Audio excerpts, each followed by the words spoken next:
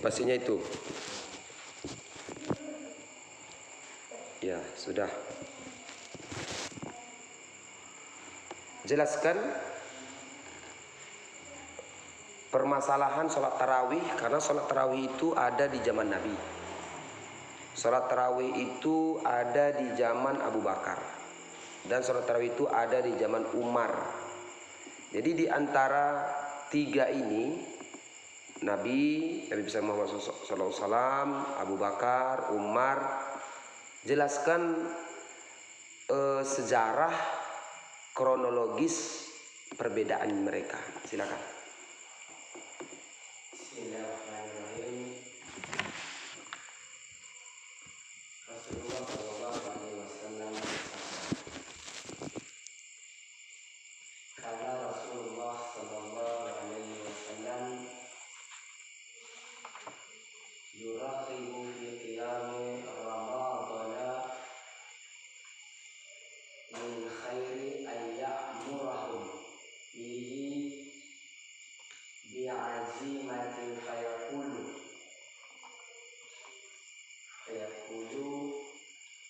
man qama ramadhana imanan wa ihtisaban ghufira lahu ma taqaddama min dhanbihi. Rawahu Imam Muslim. Bahwasanya Rasulullah Sallallahu Alaihi Wasallam menggembarkan sembahyang pada bulan Ramadan dengan anjuran yang tidak keras. Beliau berkata, barang siapa yang melaksanakan sembahyang malam Ramadan dengan keteguhan, dengan keinginan yang teguh, dan karena Allah semata, maka Allah Subhanahu wa Ta'ala mengampuni dosanya yang dahulu. Hadis riwayat Muslim. Di sini dapat kita jelaskan yang dimaksud dengan sembahyang pada bulan Ramadan ini adalah sembahyang tarawih. Tidak dimaksud dengan sholat lima waktu. Kalau sholat lima waktu itu adalah sudah kita ketahui itu kewajiban kita. Dan begitu juga Rasulullah Sallallahu Alaihi Wasallam bersabda yang artinya bahwasanya Siti Aisyah Ummul Mukminin berkata bahwasanya Nabi Muhammad Sallallahu Alaihi Wasallam melaksanakan sholat tarawih di masjid dengan orang-orang yang banyak, orang-orang yang ramai. Begitu juga malam kedua, Nabi sembahyang dan jamaah bertambah ramai. Pada malam ketiga dan malam keempat, orang-orang sudah berkumpul menunggu Nabi, tetapi Nabi tidak datang. Pas pada pagi, beliau berkata, saya tahu apa yang kalian buat tadi malam, tetapi saya tidak datang ke masjid karena saya takut nantinya sholat tarawih ini Allah wajibkan untuk kamu. Hal ini terjadi pada bulan Ramadan. Dapat kita simpulkan bahwasanya Nabi Shallallahu Alaihi Wasallam melaksanakan sholat tarawih di masjid hanya bulan Ramadan yang pertama dan yang kedua. Sedangkan pada bulan Ramadan yang ketiga dan keempat, Nabi tidak lagi melaksanakan sholat tarawih di masjid. Alasan karena Nabi takut bahwasanya sholat ini nanti Allah wajibkan kepada umat muslim. Yang kedua, dalam hadis tersebut tidak disebutkan rakaat bilangan sholat tarawih. Begitu juga setelah Nabi dipimpin oleh kekhalifahan Abu Bakar As-Siddiq, pas dipimpin oleh kekhalifahan Abu Bakar As-Siddiq tidak berubah. Mereka melaksanakan sholat tarawih itu ada yang sendiri-sendiri, ada yang berkelompok 2, 4, dan 6. Pada zaman kekhalifahan Abu Bakar As-Siddiq tidak ada melaksanakan sholat tarawih itu di dalam satu masjid satu imam. Dapat kita pahami berarti di zaman Abu Bakar As-Siddiq mereka melaksanakan sholat tarawih itu berkelompok atau sendiri-sendiri. Masuk ketiga kekhalifahan Umar bin Khattab. Suatu ketika dijelaskan dalam hadis bahwasanya Abdul Rahman ibnu Qarai keluar bersama Abu Bakar, keluar bersama Umar bin Khattab. Mereka pergi keluar, mereka melihat masjid. Dimaksud masjid ini masjid Madinah. Mereka melihat orang-orang melaksanakan tarawih itu, ada yang bercerai-berai, ada sholat tarawih itu, ada orang-orang yang melaksanakan sholat tarawih itu sendiri-sendiri. Maka Umar bin Khattab berkata bahwa saya ingin menyatukan kalian untuk melaksanakan sholat tarawih itu dengan satu imam. Berarti di zaman Umar bin Khattab tidak ada melaksanakan sholat tarawih itu dengan sendiri-sendiri dan dengan berkelompok. Tetapi mereka melaksanakan sholat tarawih itu di zaman Umar bin Khattab adalah dengan satu imam dan jamaah banyak. Jadi berarti yang dilakukan oleh Umar bin Khattab itu bid'ah ya? Bid'ah yang baik. Boleh? Boleh. Baik. Ini di tengah-tengah umat Islam, khususnya Cisingkil, ada bervariasi. Ada 20 rakaat 3 witir. Ada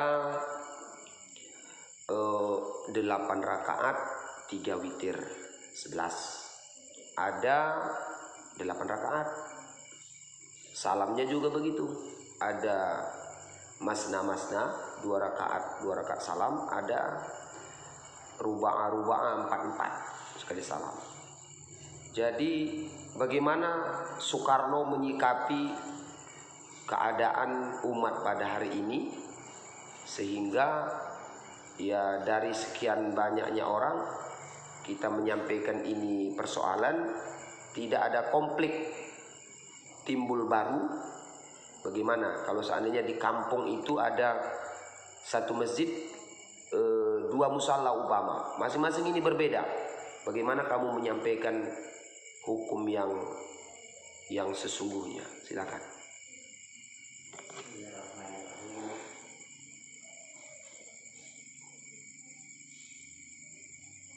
Dalam kitab Muwatta karangan Imam Malik, Al-Malik Al-Yazid bin Ruman annahu qala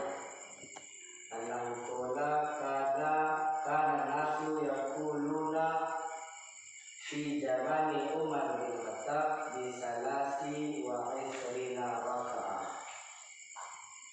Dari Malik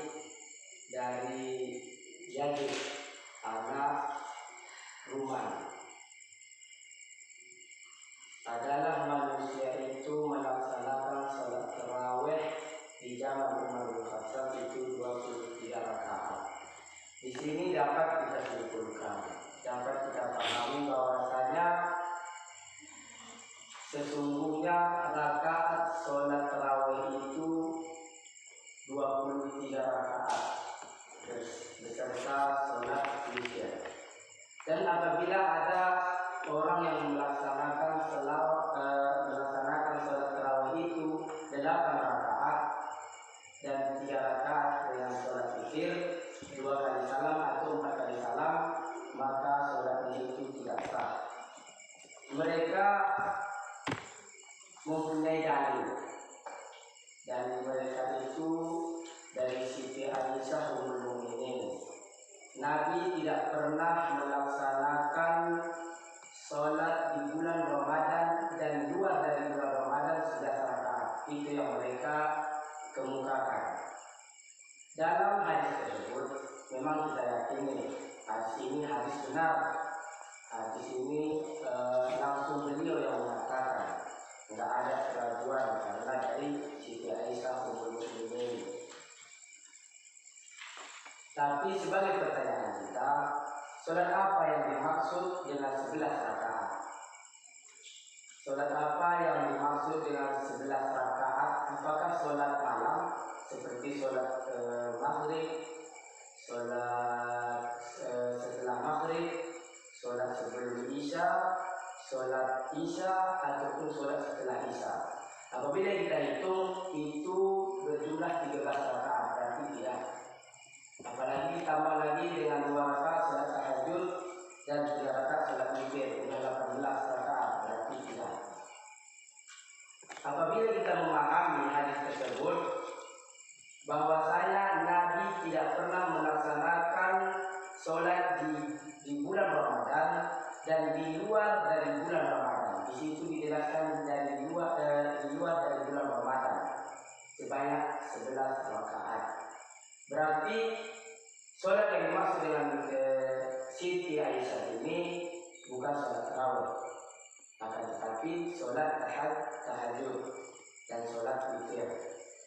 Berarti dalam hadis tersebut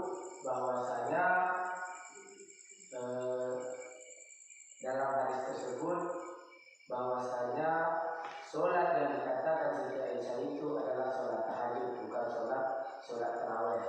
Dan ada juga orang orang dari Indonesia mengatakan bahwasanya sholat tarawih itu berjumlah 8 rakaat dan 11 dengan witir. Maka barang siapa yang melaksanakan sholat tarawih lebih dari 11 rakaat, maka sholatnya tidak sah. Dan begitu juga dengan pendapat orang-orang fanatik bahwasanya orang-orang yang mengikut mazhab Imam Syafi'i melaksanakan sholat tarawih itu 20 rakaat, maka dia nanti dimasukkan ke neraka. Pemahaman ini bisa kita bantah. Etikat Ahlussunnah wal Jamaah atau masalah agama mengatakan bahwasanya pada zaman kekhalifahan Umar bin Khattab, Abu Bakar As-Siddiq, mereka melaksanakan sholat tarawih itu berjumlah 20 rakaat dan 23 bersama sholat witir. Begitu juga dengan ulama-ulama fikih, Imam Nawawi,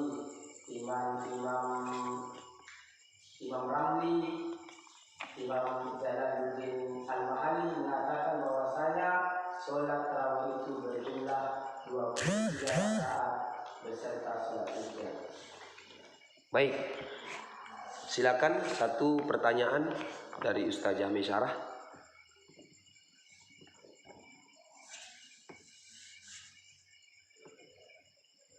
Sudah dirangkumkah semua?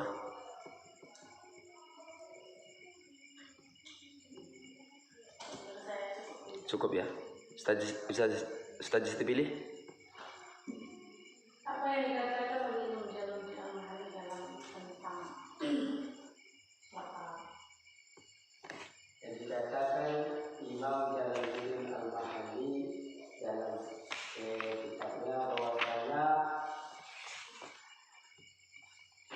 jumlah rakaat tarawih itu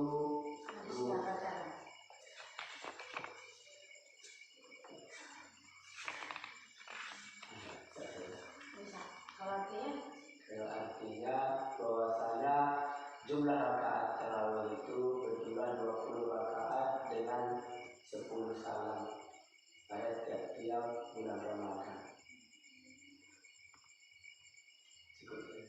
Ya kita apa itu?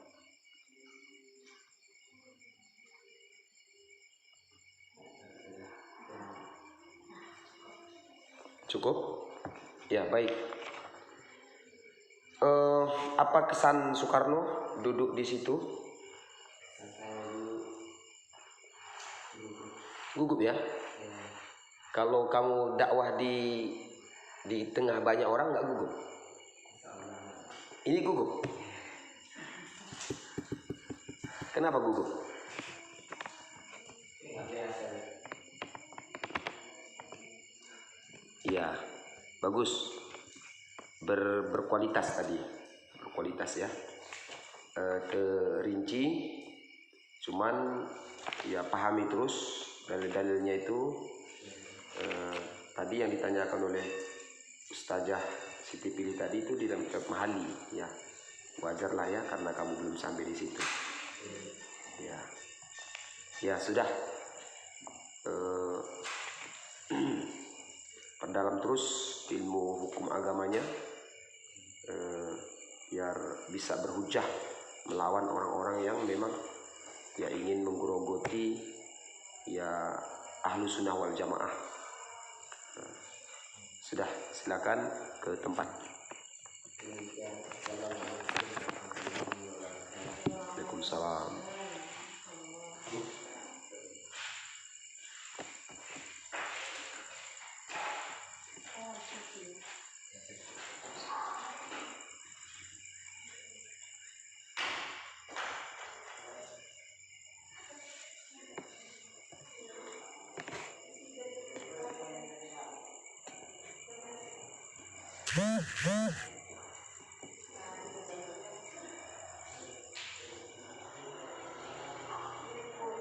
Salam.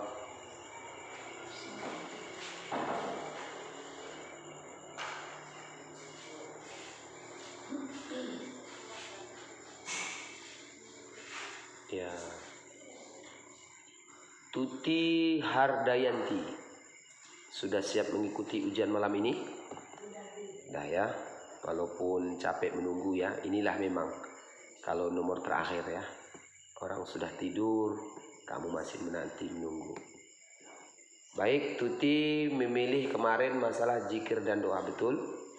Betul ya. Sudah siap ya? Sudah. Ini ada dua persoalan ini, zikir dan doa.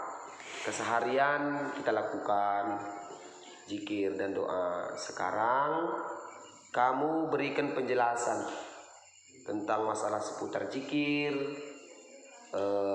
Kenapa kita disuruh berzikir? Apa fadilahnya? Apa faedahnya? Sedangkan banyak bantahan-bantahan tentang masalah zikir. Begitu juga doa. Kenapa kita suruh berdoa? Apa sih kelebihan doa? Nah, jelaskan waktu yang ya penuh diberikan kepada Tuti. Silakan. Bismillahirrahmanirrahim. Masalah zikir dan doa. Zikir ialah menyebut nama Allah dengan lisan atau dengan hati, baik ketika pagi ataupun ketika malam. Barang siapa yang tidak berzikir kepada Allah, maka ia itu orang-orang yang sesat. Orang-orang yang sesat dan orang-orang yang lemah syahwatnya dan tidak pantas diikut. Zikir ini mempunyai beberapa khasiat, yaitu diantaranya bisa menenangkan jiwa dari gelisah, dan berzikir kepada Allah ialah obat yang sangat mustajab dan menenangkan hati dari kacau dan balau, dan bisa mengurangi penyakit urat saraf. Ada beberapa macam kalimat zikir. Di antaranya ada orang yang membaca kalimat zikir itu, yaitu kalimat la ilaha illallah, la ilaha illallah, la ilaha illallah. Dan ada pula yang membaca kalimat zikir itu Allahu, Allahu, Allahu. Dan ada pula yang membacanya ya latif, ya latif, ya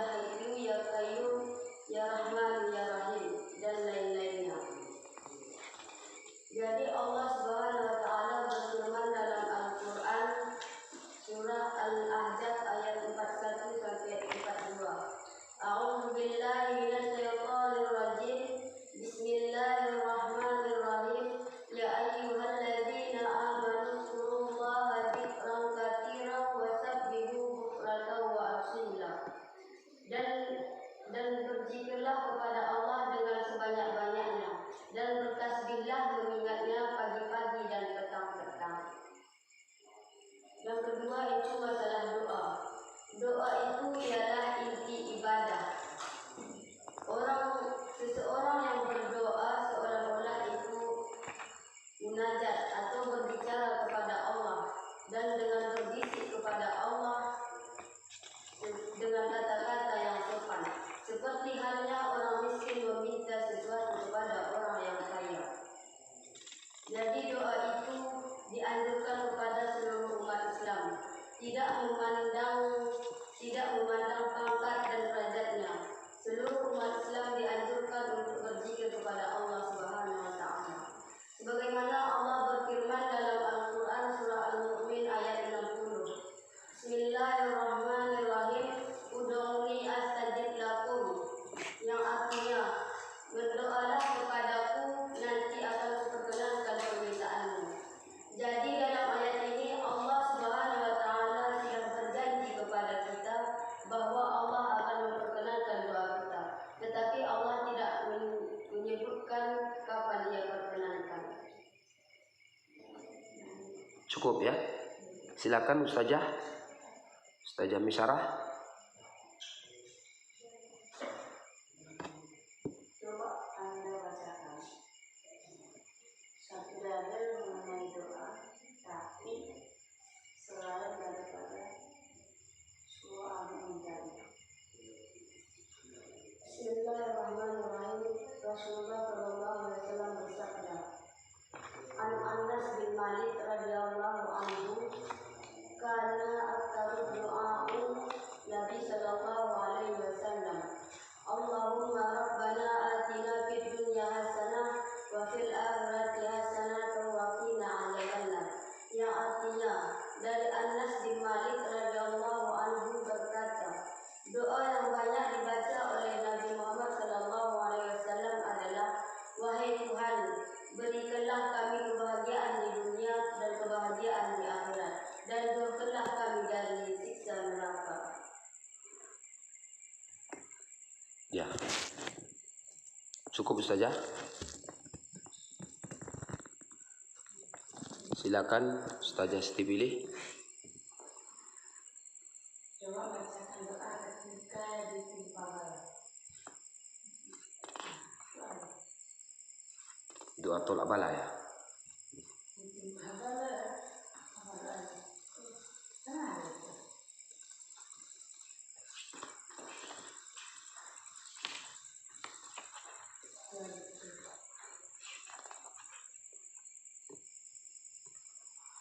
Doa ketika dipatuk ular ada.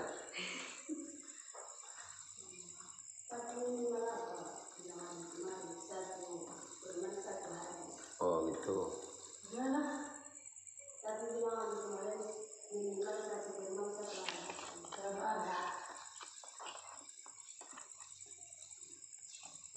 Kan judul kita kan zikir dan doa. Bacakan doa apabila kita tertimpa apa-apa.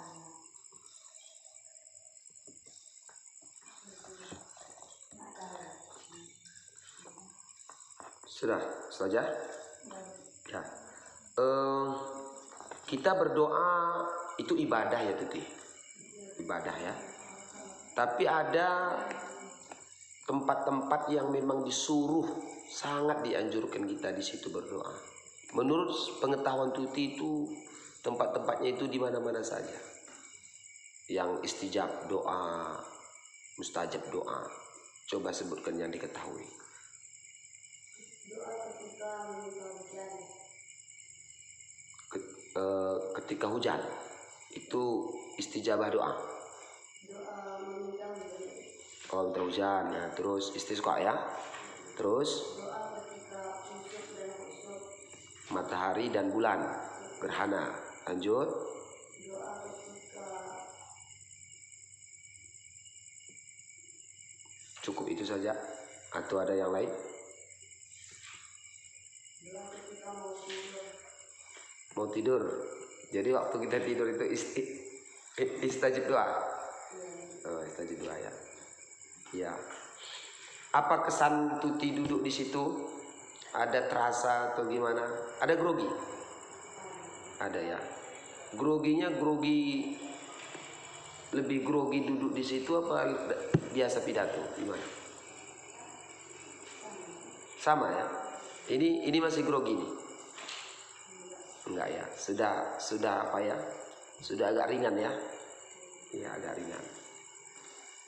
Terus di samping grogi, apa kesannya Tuti di situ?